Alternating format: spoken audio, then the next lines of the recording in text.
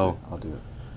All right, guys, we are back with the St. Xavier podcast, second ever podcast doing it. I had to get my man Coach Jay on. We are here with Coach John Jefferson, been here for 24 years. About to turn the 25-year Cub, Getting there. Coach About Jay. to get there. Yeah, About to graduated in get there. 88, Master's in Education, 84. Oh, 85 from St. X. 85 from St. X. 89 from Bellarmine. 89 from Bellarmine, Master's in Education, University of Louisville, Bellarmine. Massive Raiders fan, as everyone knows. Absolutely. Coached baseball for 10 plus years. Gives great retreat talks. He's beloved by all, and last but not least, he's got a BA in math. So Yeah, says it all, doesn't it? Yes, Says sir. It all. Says it all. Coach Shea, we've been back in person here this last year. I think overall the spirit's just been higher. Obviously, the last 2 years of COVID has been kind of tough to just for everyone to learn and really just get back to it. I just how's this year going so far? It's I don't want to be careful about saying it's like a dream and everything, but it's just last year was hard. It just was hard. You kind of learn that teaching and learning from y'all's standpoint too. It's more than just the subject matter. Mm-hmm. And I think I mentioned this at the junior ring ceremony when I spoke last year. It's like the energy had just been kind of drained out of both teachers and students. So just the whole idea of getting everybody back this year. It's kind of hard to compare the spirit from one year to the other. Definitely better than last year, but there's something about this year. I'll credit you seniors too with that. But the spirit has been incredible just being back in the building. I just think both teachers too. We just kind of thrive off each other, and it's been amazing. So yeah, I'm like a kid in a candy shop just here, just being back on campus. It's made all the difference for me. Yeah. Yeah, I mean, you talked about it. I think just being back in person has just uplifted everyone. Just has. Like, I just feel like it's almost hard for you to really develop a brothership and get to know your brothers better when you're not in person. And then this coming back senior year, I mean, it's been absolutely awesome. I can only imagine the teachers just having it back. Yeah, and it kind of maybe makes you guys feel for like the seniors the last 2 years and what they had to kind of miss out on. And that's why I'm so happy for you guys to be able to get to experience that full thing. But you're right, I've said this to a lot of people like outside of St. X. We did NTI right. I mean, if we had to do it with the cameras and the hybrid learning, we did a heck of a job, and I think we made it work. But it doesn't compare. It doesn't compare to actually being back in the classroom. Yeah. And so, like you said, you can't really develop that brotherhood that we're kind of proud of here at St. X through a TV screen. I mean, that's like me watching my favorite player or favorite TV show. Yeah, I might like that person, know something about them, but I don't really know that person because I'm not with them in that classroom. So that's what's been so cool, is to get that, because I always think that's what really separates St. X from other good institutions. It's that Xavierian teaching, Xavierian, leadership, brotherhood, in that the relationships just get formed between teacher-student. And that's just what's hard to do. It was hard to do through a camera. When I was going through the tire talks, Coach Jay, and I didn't see your name on there, I was like, we got to get Coach Jay on. Sweet. Obviously, at St. X, you know your teacher obviously from work standpoint, but sometimes you don't really know what exactly their life led to St. X. Take us kind of back to like before St. X, kind of like where you grew up. Gotcha. This is my hood right here. Every house I've lived in has been within about a 6 to 8 block radius of where we're sitting right now. So I'm a Germantown boy. I grew up here, went to old St. Elizabeth Parish, and went to St. X. It was I'm from an old-fashioned Catholic family, so I was the youngest of 6. So it was very hard for parents to put us through. So. I had to pay my own tuition, and that was kind of hard because that meant no after-school activities. I had to do a job every day after school. I don't regret that. I don't ask people to feel sorry for me in that, but a lot of times people will say, well, what were you involved with here at St. X? And I was like, well, a lot of people are surprised. No, I really couldn't get too involved. It was either go to a public school and get involved, or it was work, pay your tuition, also save up for college because I wasn't going to get any college help from parents on that. So So that was kind of rough, and not be able to get as fully involved in it, which is why I like to try to be as involved now as a teacher as I possibly can be. But I went to Bellarmine because of the amazing teachers that were at St. X. In some ways, I thought Bellarmine was a step down as far as the challenge. I mean, I had some awesome teachers, Mrs. Rapier, Mrs. Newcomb, Brother John Wills. Gosh, just some really good. Brother Julius, Brother James McCarthy. And their standards were so high that when I got to college, it just really was. It was like a step down. But I kind of had an inkling that I wanted to be a teacher. I always tell people as early as 7th grade, because I had an awesome 8th grade teacher, Miss Judith is what we called her back then. And so I had an inkling, and it solidified here at St. X when I had Brother John Wills, both junior and senior year. I said, that's what I want to do. That guy just blew me out of the water with not just the math, but just the relationship idea. And so I am one of those guys that's probably might be rare that I knew exactly what I wanted to do before I graduated from high school. And it was always my goal to come back to St. X. But I did not want to teach at St. X right out of college. I said, I don't want to go to, let's face it, the best high school in the state, maybe even in the country, right out of high school, right out of college. I was afraid I'm not ready, and I wasn't. It's kind of funny. You could ask Mr. Mullen or Mr. Estefan, both of whom were my students at St. Martha, where I originally taught, who are now teaching here, which makes me very proud. And I'd almost be afraid to ask them to describe me as a teacher at St. Martha because I struggled. I had some struggles, but I really kind of felt like I learned my trade in teaching 9 years of middle school. But then when Dr. Sangalli reached out and offered me the job, I was like, I can't pass that up. And so here I am, and God willing, this is where I'm going to retire.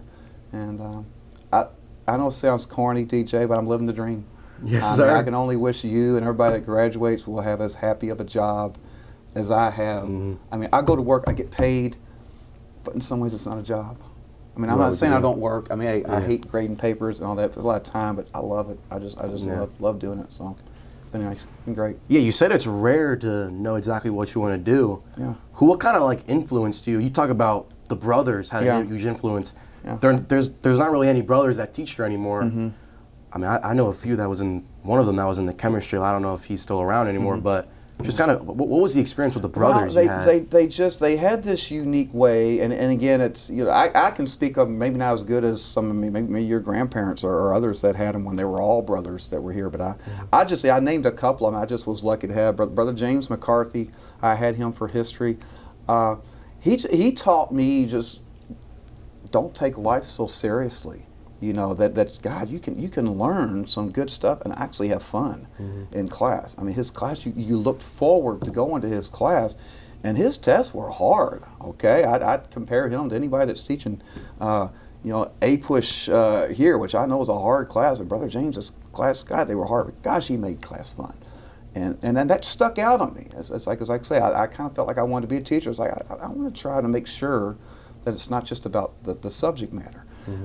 And then Brother Julius I had for physics, and he was ruthless. I mean, he was one of the teachers I kind of feared. There's no way, nobody messed up in his class. Nobody screwed around. But I learned from him rigor. I mean, it's important to, give your students the challenge them, take them to the highest levels and such. And then Brother John Wills was just, if you asked me who is my male role model growing up, even though I only had him for 2 years. I mean, he just laid the foundation for everything that I felt that I wanted to stand for. And he was all about that idea of relationship.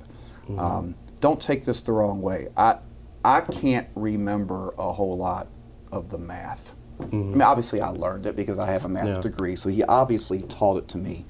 But I can't specifically remember a certain lesson, but I remember just the way that he taught it and just the way that he had the ability to make you feel like the most important and the most valued person in the classroom. And I just would remember those times where he'd be teaching and all of a sudden he'd get off on a tangent and just start talking about life in general. And I was like, daggone, that's cool. and it kept the interest of the class. So at the same time he was giving me a top-notch education, he was forming a relationship, and it's like I want to be like Ed, and I hope I don't think I come near to him, but it's like I hope somebody could see, yeah, he's at least trying to get to know his students, because that's what Brother John did. That's just what the Xavierian Brothers do, and I'm not saying the teachers here don't, because the brothers set the standard for us.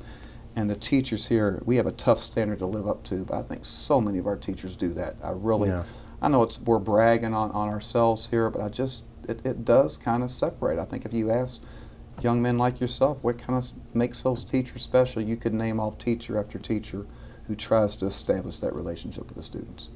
That's cool. I think it's well said. It's not just about learning. It's about the impact they make on you, because that's what you're not, again, like you said, you're not going to remember the math or necessarily what they taught you. You're going to remember the impact they made on you. Yeah, you do. Well, just the value that they make you feel. To make you feel good about yourself. That's a gift from those guys that they could do that.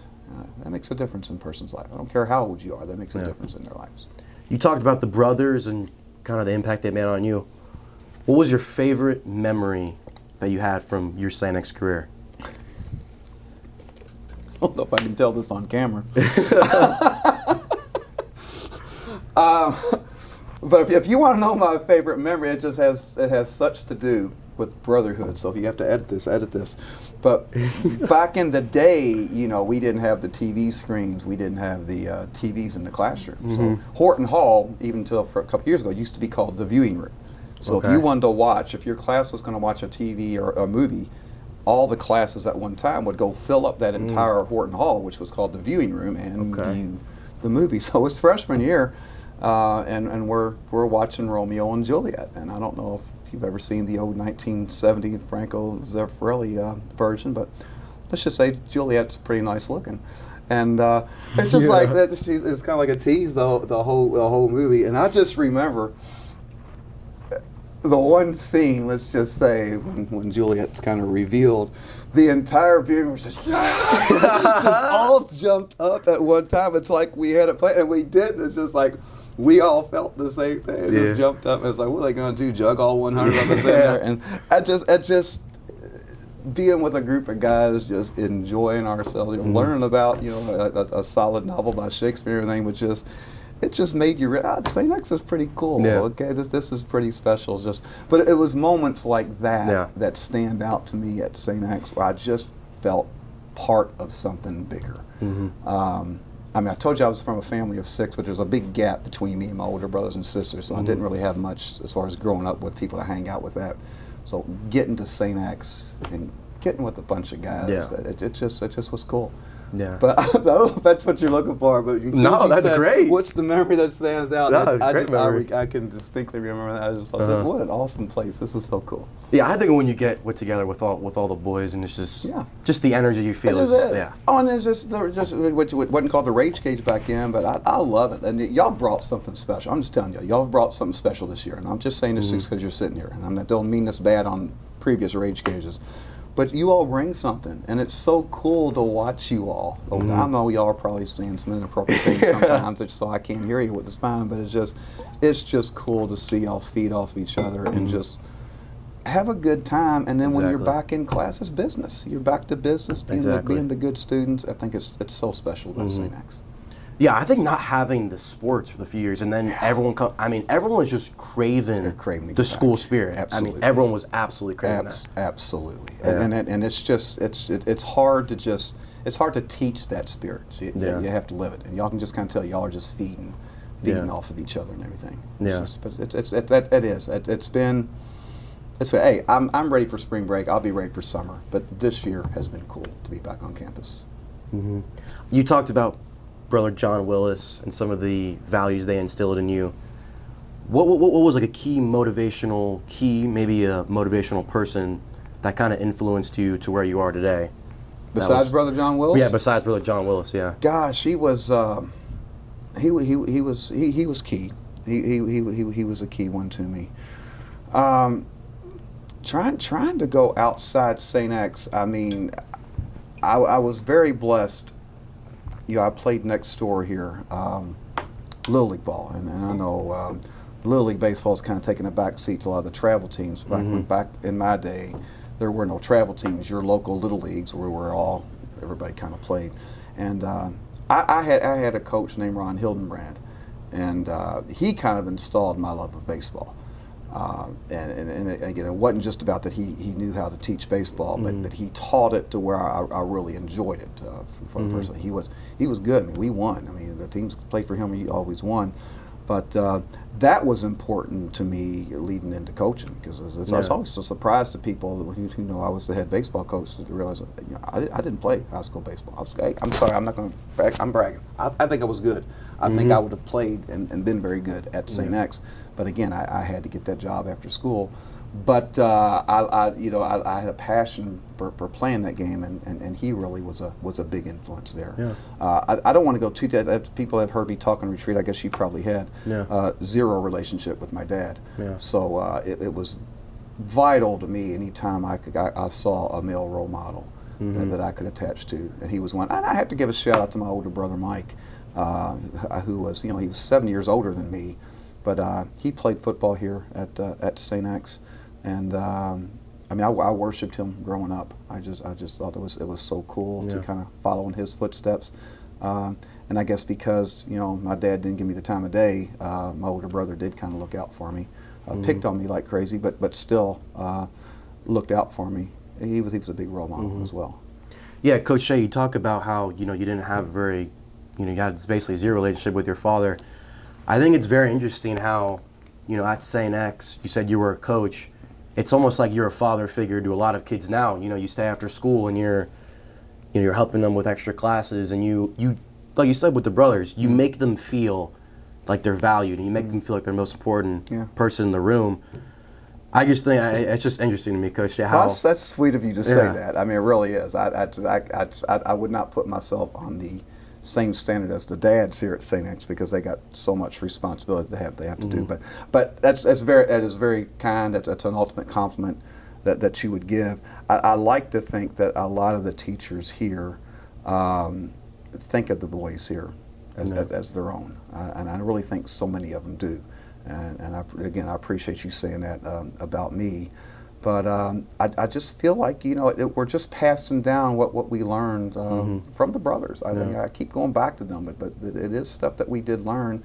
And like you said, when you feel valued, you just want to try to give that back. And it hurts when I see a student in my class struggle. I can tell sometimes when they're not having a good day. And I just know that even if a walk behind and patting them on the shoulder, sometimes I think that can make a world of difference, that they know that somebody cares. I mean, DJ, I can't imagine what's going on in the home lives of some of these guys here that I probably have no idea about. Exactly. And if there's a way to put a smile on that kid's face, even for a few seconds, it's amazing what a difference that would be. So, I mean, I appreciate you bringing that up. I'm glad that you might see that. I don't know if I necessarily think of it as a father figure, but really wanting every kid here to feel valued. I think it's important for each teacher here to realize that. Yeah, your culture you create in the classroom, I think, is anything I've never had like before. I had you for, what was it, 2 months? 6 to 8 weeks, yeah. It was like, very quickly 2 months, and it was some of the most fun I've had in class. Cool. I mean, it was a good group freshman year. That's cool. Kind of a crazy going through a lot of teachers. Yeah, you did. And you talked about how you never know like what a kid's truly going through at home. Yeah. So does that kind of like play a factor in how like the culture you create in the class? I'm determined, DJ, that every day I'm going to be positive. I whatever struggles I might be going through at home, and I'm not, because I have the most wonderful wife in the world. But anything that might be bothering me, it's like, that stand aside. I'm not going to lie to you. There's some days I'll stand out in the hallway and I'm acting all happy, but there's some days I really got to work at it. I really got to go. But daggone it, each kid deserves a positive experience in that class. And so, that's my determination. I want a kid, I want him to learn math. And I really do. And I think they do. I'm not bragging. I think I teach it well. But I want them, like, it makes me happy to hear you say that you had fun, that kept your attention, that you enjoyed that. And so, getting through a 6.5, 7 hour school day can be rough sometimes. And I want the 45 minutes of my class to be memorable for them. I really want them to enjoy that time in there. So it means I got to stand on my desk and pump my fists like that, pound that board or whatever, and shout and everything. And, hey, that's what we're going to do. I enjoy it. You said it about some hard days. Coach Shane, when you're having a hard day, it's hard. It's hard to bring the energy and be positive every day. When you're having a bad day or when you're just not feeling it, what's your motivation or what's your maybe advice to people who you just got to keep pushing and kind of get through it? Well, I think the first thing that I always remind myself is to step back, and I'll do a selfless promotion of our retreat program. That's why I love being able to go on. I'm going to retreat next week, and I just the ability to step back. Yeah. But let's just call it a mini retreat, even if it only lasts for 5 minutes. That ability just to step back, just to calmly reflect, and I don't know if any students will end up hearing this or not, but there's been days, and I think it's a wonderful thing at St. X, where I can take a walk down to that chapel, and I can just sit there. If we had tons of time, I'd tell you a story after a baseball game where I lost it, and I just remember sitting in that chapel and just gathering myself because I was afraid I might say some things I didn't want to say to my players after that and stuff. I just think it's always important to keep things in perspective. Yeah. And I'll go back to that. You don't know what else these guys might be going through, and the last thing they need from me is that thing is spouting off on them. And I also learned, and I learned it from some teachers here too. I've said on retreat before, the most beautiful words that anybody can say is "I love you," but the most powerful 2 words anybody can say is "I'm sorry." And I always think it's important that if I screw up in the classroom and I might have said something that I shouldn't have said to my class, I think it's important to let them know, hey, sorry about that, guys. And I've found that with young men, that they accept that they respect humility, and I think that nurtures the relationship. And I think it's a lesson for everybody. It's like you ain't perfect, and if you mess up, it's the center of our own Christian doctrine. You get second chances. So I just think on those bad days, it's necessary to take that step back and just refocus yourself and start again. It's the beautiful thing about our Catholic faith. You get the chance to restart. Take advantage of it. Everyone watching out there, there's some great advice from Coach Shea. I'm going to have to take that quote down. I don't know about that one, Coach Shea. But you talk about the Christian doctrine. Where did your great passion and love for the Christian faith kind of come in?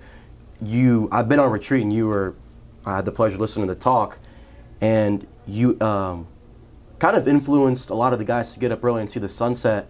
That's now something I do every time I go on vacation, is look at the sunset or go on the sunrise. Yeah. And I think it's just the retreat, I'm going to give a little shout out to retreat. It's an awesome experience. It does. Definitely gives you perspective and, like you said, kind of take back. But yeah, when did your deep passion come from the Christian faith? I'll share another role model, because I think there's always something all of us go through when you're young, where you question your faith. That's why I think the retreat is cool, because hey, bring your questions. I like the name of the retreat. It's an awakening. It really gives you a chance to awaken yourself to some things you maybe doubted.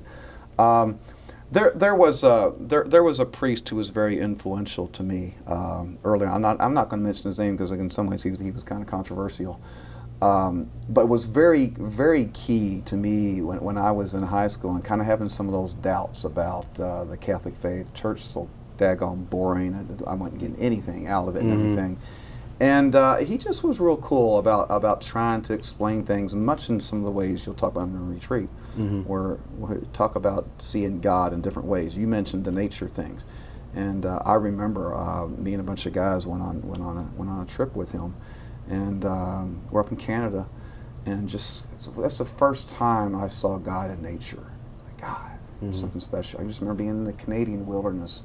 And just looking up at the stars, it's so clear and everything, and really it had an impact, and to where I'm able to see God in so many different ways, and it brings out that thing we learn in retreat, where you start seeing God in different people. I mean, I know Jesus Christ is our greatest example of God in person, but we say Christ is in all of us, and he was able to get me to realize that there's something to this Christian faith, this Catholic faith, that's worth giving it a try. I struggle with it from time to time. I'm not going to lie. I do struggle with my faith from time to time. I think it's a good thing.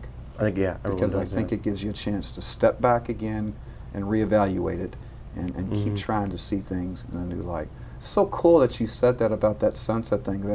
I remember that from our last retreat. Oh, that was so cool. The first morning I was the only person down there. And after I talked about that, I thought that was so cool. As time went on, more people came down, came down, and it was the most beautiful sunset that morning. So it was cool. Yeah, it's a really cool perspective about the Catholic faith and just different ways people kind of see it in their life. Just be open. I mean, it's just, if you think you're going to have a total understanding of God, it's just not going to happen while you're down here. I'm expecting I hope after I die, some big awakening and everything again. But it's like it's just your Catholic Christian faith is constantly being reborn, and it's just be open to that. And it's pretty cool to see how that develops. All right, kind of wrapping it up, Coach Jay. Like we said, you better join the 25-year club.